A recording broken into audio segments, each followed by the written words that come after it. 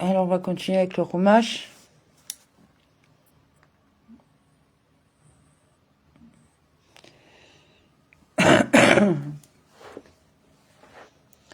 Alors, jeudi 28, Kislev Miké, suite chapitre 42. Donc, Shabbat Shalom à tous et toutes. Alors, si vous êtes de bonne foi, qu'un seul d'entre vous soit détenu dans votre prison tandis que vous irez apporter à vos familles de quoi calmer leur faim. Dans la maison où l'on vous a gardé, celle où vous êtes actuellement détenu. Et vous, allez apporter à la maison de votre père la nourriture pour la famine de vos maisons, ce que vous aurez acheté pour calmer la faim des gens de vos maisons. Puis amenez-moi votre jeune frère, et vos paroles seront justifiées, et vous ne mourrez point. Isaac Esser. Et vos paroles seront vérifiées. Veillez à nous.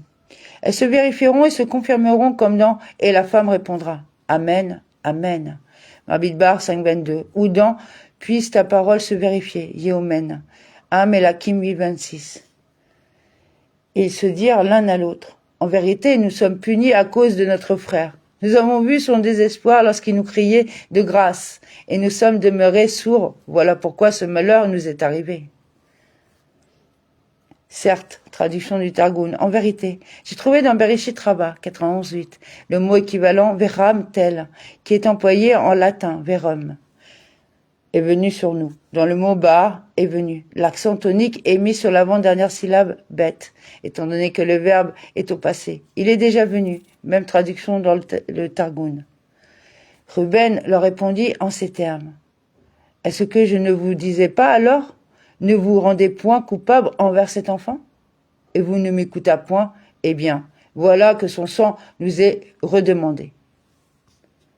Et voici qu'en effet son sang, la préposition est, qui a introduit le complément direct et l'adverbe gam, aussi, viennent toujours ajouter quelque chose, Bereshit Rabbah 1.14. Gam veut dire ici son sang et aussi celui de notre vieux père, Bereshit Rabbah 91.8.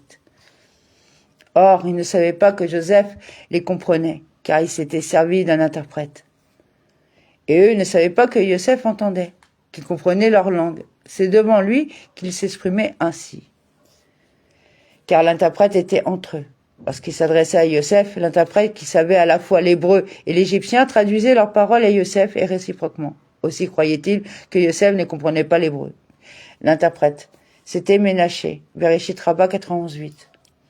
Il s'éloigna d'eux et pleura, puis il revint à eux, leur parla et sépara d'eux Simon, qui fit incarcérer en leur présence.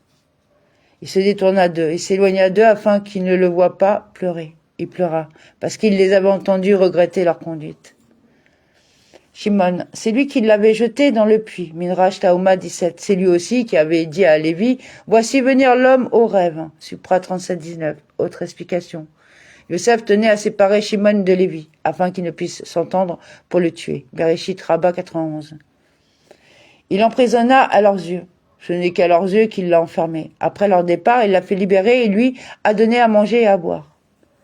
Joseph ordonna qu'on remplît leurs bagages de blé, puis qu'on remît l'argent de chacun dans son sac, et qu'on leur laissa des provisions de voyage, ce qui fut exécuté. Ils chargèrent leur blé sur leur âne et partirent. L'un d'eux, ayant ouvert son sac pour donner du fourrage à son âne, dans une hôtellerie, trouva son argent qui était à l'entrée de son sac. L'un ouvrit, c'était Lévi qui était resté, séparé de Shimon, son compagnon habituel, voire Tagun Jonathan, dans une auberge, Malon, l'endroit où l'on passe la nuit, Loun, à l'ouverture de son sac. Amtarat est synonyme de sac. Et il dit à ses frères, mon argent a été remis et de fait le voici dans mon sac. Le cœur leur manqua et ils s'entre-regardèrent effrayés en disant, qu'est-ce donc que le Seigneur nous prépare? Et aussi le voici dans mon sac, l'argent aussi, en plus du blé. Qu'est-ce ceci que Elohim nous a fait pour nous faire courir le danger de cette accusation, car c'est pour dresser contre nous une accusation que l'on a remis l'argent dans nos sacs? Arrivés chez Jacob, leur père, au pays de Canaan, ils contèrent toute leur aventure en ces termes. Ce personnage, le maître du pays, nous a parlé durement et nous a traités comme venant explorer le pays. Nous lui avons dit, nous sommes des gens de bien, nous ne fûmes jamais des espions. Nous sommes 12 frères, fils du même père. L'un est perdu et le plus jeune est actuellement avec notre père au pays de Canaan. Le personnage maître du pays nous a répondu: Voici à quoi je reconnaîtrai que vous êtes sincères. Laissez l'un de vous auprès de moi. Prenez ce que je réclame, le besoin de vos familles et partez. Puis amenez-moi votre jeune frère, et je saurai que vous n'êtes pas des espions, que vous êtes d'honnêtes gens. Je vous rendrai votre frère, et vous pourrez circuler dans le pays. Et vous ferez du négoce dans le pays Tisraou.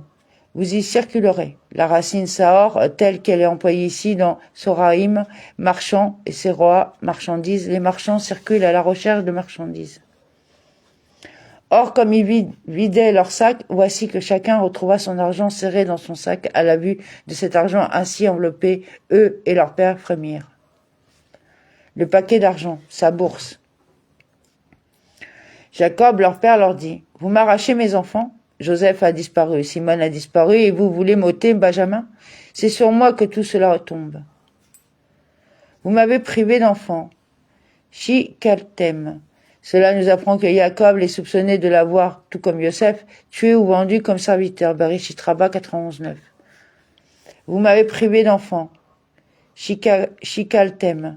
Celui qui perd ses enfants est appelé Shakoul. Voir Rashi Supra 27:45. Ruben dit à son père: Fais mourir mes deux fils, si je ne te le ramène.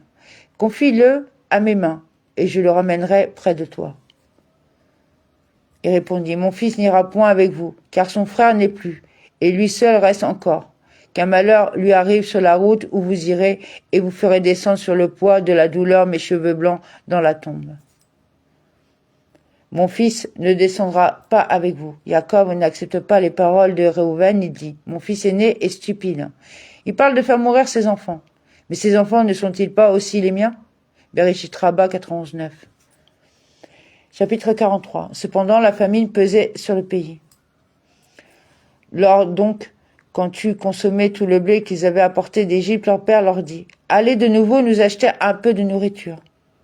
Quand ils eurent achevé de manger, Yehuda leur avait dit: Prenez patience avec notre vieux père jusqu'à ce que nous n'ayons plus de pain à la maison. Midrash Tauma 8. Quand ils eurent achevé, traduction du Targum, quand ils eurent épuisé, ce serait une erreur de traduire comme dans quand les chameaux eurent fini de boire, Supra 24-22, que le Targum rend par quand les chameaux eurent assez, c'est-à-dire lorsque leur soif a été apaisée. Ici, en revanche, quand ils eurent achevé veut dire lorsque la nourriture a été épuisée. Judas lui parla ainsi: Cet homme nous a formellement avertis en disant: Vous ne paraîtrez point devant moi si votre frère ne vous accompagne. Cet homme nous a formellement avertis. Reid, littéralement faire témoigner, il a fait témoigner. Ce verbe qui signifie au sens propre témoigner doit être rendu ici par avertir, parce qu'un avertissement se donne généralement devant témoin. Comme dans j'ai formellement averti Raïdoti, vos pères, Yéméia 11:7, ou dans descend avertir Raïd, le peuple, Shemot 19:21.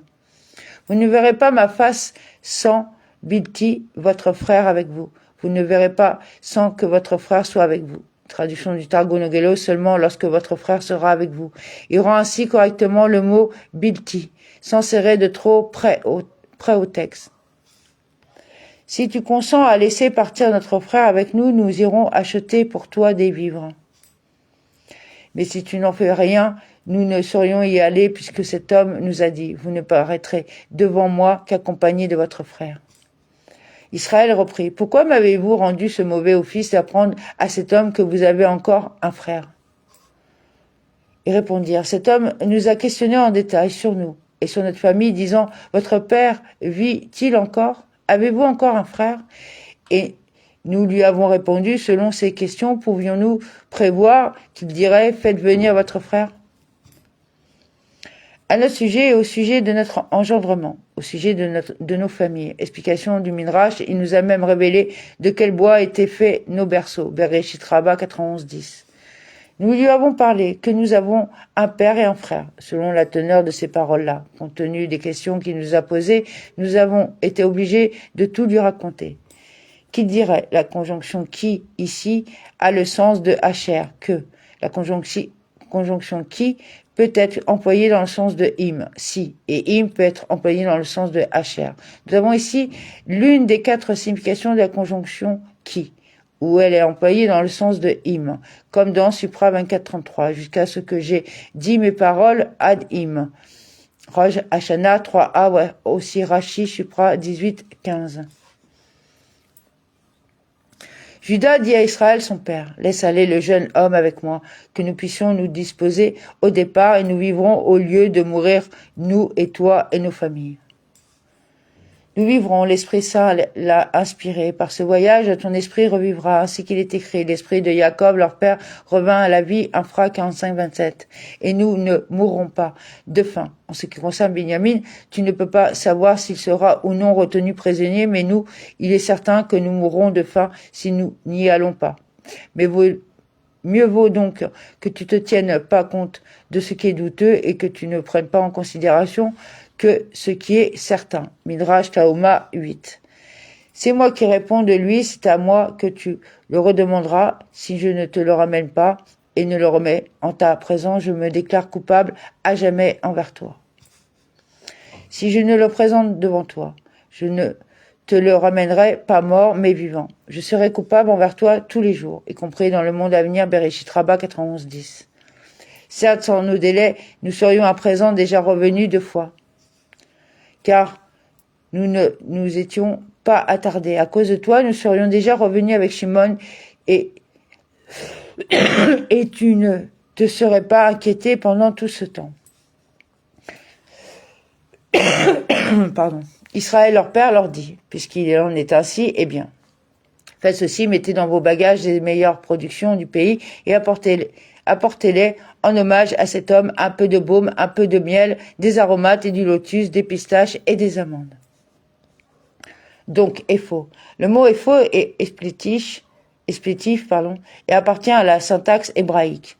Si je suis ainsi obligé de vous confier Binyamin, il me faut chercher où donc, à Epho, trouver le moyen de vous donner un conseil aussi. Vous dis-je, faites ceci, prenez les meilleures productions, littéralement du champ du pays.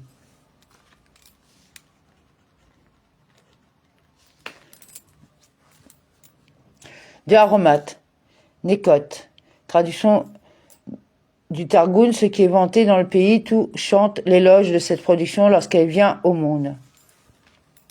Le mot Nekot, des aromates, Bereshit Rabbah 91-11, voire Rashi Supra 27-25. Des pistaches, je ne sais pas ce que c'est. J'ai lu dans le dictionnaire de Rabbi Makir, frère de Rabbeinu Gershom, qu'il les rend par pistachios. Il semble s'agir de pêche. Munissez-vous d'une somme d'argent double l'argent qui a été remis à l'entrée de vos sacs, restituez le de votre main, c'est peut-être une méprise. Une somme d'argent double de la première. Prenez dans vos mains pour acheter de la nourriture, peut-être les prix ont-ils augmenté? C'est peut-être une méprise. Peut-être l'intendant de la maison l'a-t-il oublié par erreur et non à la suite d'une méprise de votre part que auriez oublié de payer le blé. Et prenez votre frère et disposez-vous à retourner vers cet homme. Que le Dieu Tout-Puissant vous fasse trouver compassion auprès de cet homme, afin qu'il vous rende votre autre frère et Benjamin. Pour moi, j'ai pleuré mes fils, je vais les pleurer encore. Que quel Shakaï, vous n'avez plus besoin de rien d'autre que d'une prière. Aussi vais-je prier pour vous, Bereshit Rabbah 91-11. Quel Shakaï écrit avec un dalet à la place de Kof, celui dont il suffit, Daï, que l'on reçoive de lui le don de sa miséricorde et qui possède assez, Daï, de puissance en sa main pour donner, qui vous fasse trouver grâce. Tel est le sens simple du texte. Quant au Midrash Bereshit Rabbah 92.1, il explique, celui qui a dit à l'univers, Daï, assez, qui dise Daï à mes souffrances, car je n'ai pas eu de repos depuis mes jeunes années. J'ai souffert par Lavan, j'ai souffert par Esav, j'ai souffert par Rachel, j'ai souffert par Dina, j'ai souffert par Yosef, j'ai souffert par Shimon et j'ai souffert par Binyamin. Qu'il renvoie, traduction du Targum, qui le libère au Piel de sa captivité, comme dans il le renverra à Yéchal et nous libres. Chez Mol 21-26, il ne faudrait pas traduire par il l'enverra, puisque ce sont eux qui se rendent vers lui. Votre frère c'est Shimon, l'autre c'est Yosef, que l'Esprit Saint lui avait fait ajouter Bereshit Rabbah 92.3. Et moi, jusqu'à votre retour, et sous l'effet du doute, je serai privé de mes enfants, comme je suis privé d'enfants de Yosef et de Shimon. Je reste privé d'enfants de Binyamin.